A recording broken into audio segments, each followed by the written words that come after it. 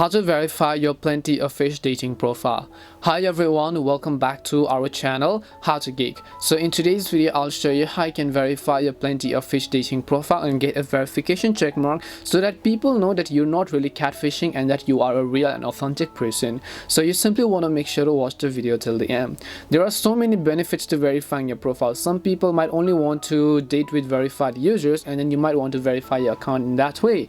So in order to do that, we're going to go ahead and simply launch the Plenty of Fish dating application.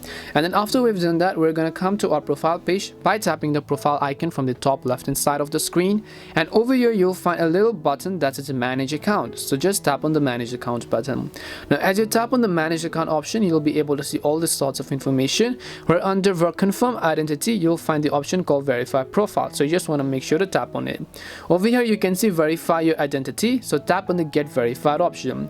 Now you have to follow the instructions as the PoF dating app actually says. You have to center your face in the oval and then let us know when you're actually ready. So let me also go ahead and then do that respectively. Now once you've actually went ahead and then taken a selfie of yourself, what this app is going to do is it is going to verify the profile taken in your selfie versus the photos that are actually uploaded on your profile, right? So only if you have your real photo will you then be able to verify your profile. And this is how you can go ahead and then verify your PoF profile. We hope the video was really helpful, and if it did help you, then make sure to leave a like and subscribe to our channel. If you have got any more questions, feel free to leave them down. Thank you very much for watching, and see you in the next video.